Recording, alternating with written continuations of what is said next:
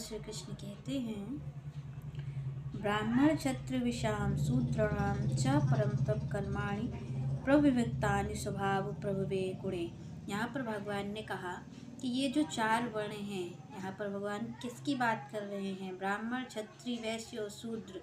यहाँ पर स्वभाव की बात यहाँ पर भगवान ने की। यहाँ पर श्री कृष्ण कह रहे हैं कि ब्राह्मण है, क्षत्रिय है, वैश्य है और शूद्र है। ये जो आप और हम देखते हैं कि वर्ण हैं, तो यहाँ पर कई लोग ये सोचते हैं कि भगवान ने ऐसा किया है कि भगवान ने ही किसी को शायद नीचा दिखाने की कोशिश की है, भगवान इस तरीके से कह रहे हैं।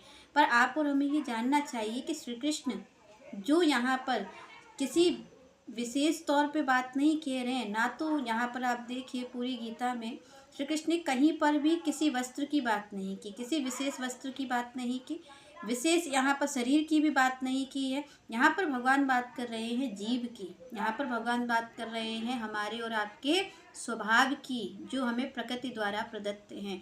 क्योंकि आप और हम जब वर्ण की बात आती है, ब्राह्मण, क्षत्रिय, वैश्य और शूद्र की बात आती है, तो आप हमारा विचार किस पे जाता है कि कौन से कुल में कौन उत्पन्न हुआ है। हमें लगता है कि अगर कोई ब्राह्मण कुल में उत्पन्न हो गया है, मतलब शरीर उसका अगर ब्राह्मण का है, तो वो ब्राह्मण कर्म करने योग्य है, वो सम्माननीय है। कोई क्षत्रिय कुल में अगर हो गया है तो वो सम्माननीय हो गया है, क्योंकि वो क्षत्रिय कुल में है, क्योंकि उसका शरीर है।